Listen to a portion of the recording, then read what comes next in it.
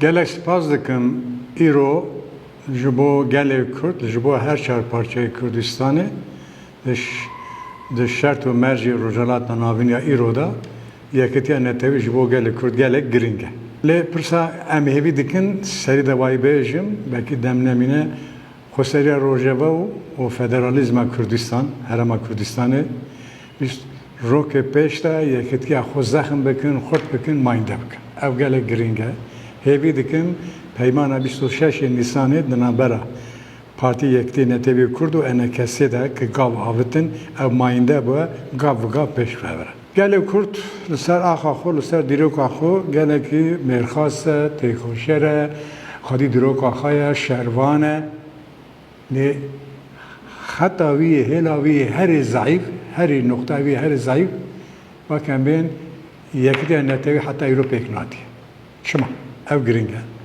Kurtasî wayê bêjim çarparçebûn tesîra wê li ser Yekîtiya Netewî heye hîzî berdewam e. Bu pêşe rojê em wayê bêjin ya giring herî ev e îro hemû dewletê dagirker li ser xweserî Rojava gefa dixwine.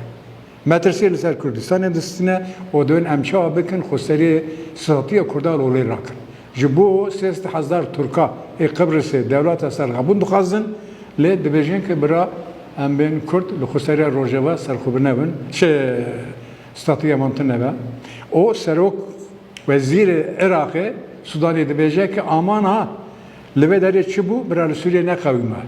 Li ora çi qeyîm bû wek pêşmerge û wek em bên Kurd bi statûyeke fermî û tevî em bên beşdarî destûrê bingehî bûn divê aman ha hûn li vê derê pêkînenin Bespisarê Tirkiyê zê divê ki li Iraqê çi dubare bû em li Sûriyê çi pêk hat em li Sûriyê wayî pêkînanin.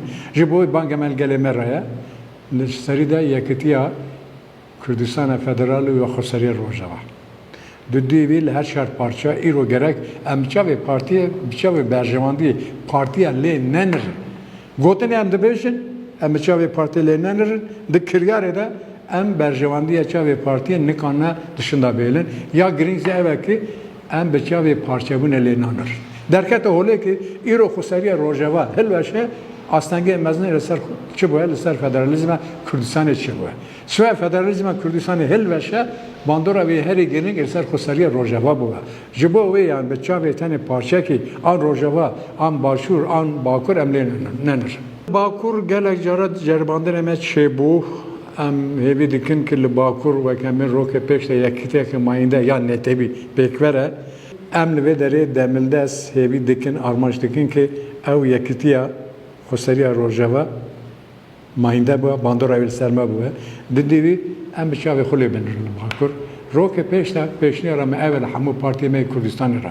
DBP re, PSK re, PVK re, PDK Tirkiye re, KKP re, partiyê din re. Azadî û wek em bên Dedexedê re. Rok em bêne bil cem hevdin.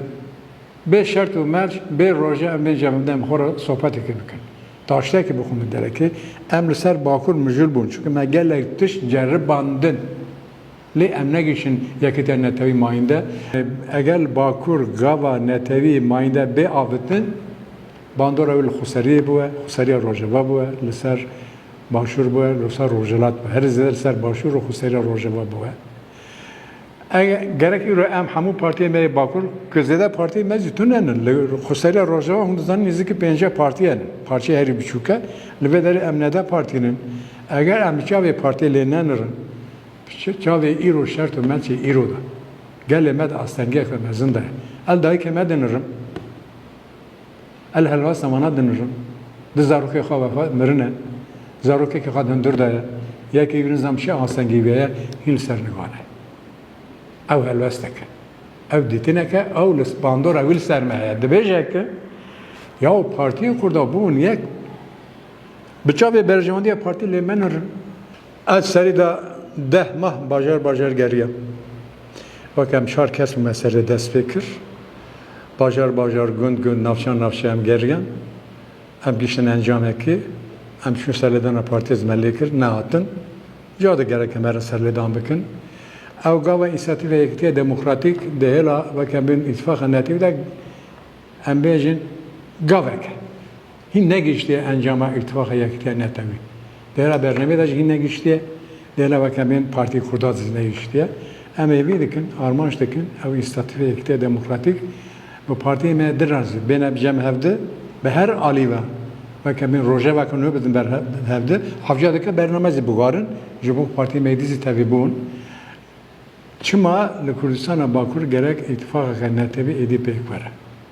Dema vê qediya êdî. Gelê Kurd daxwaz wî ev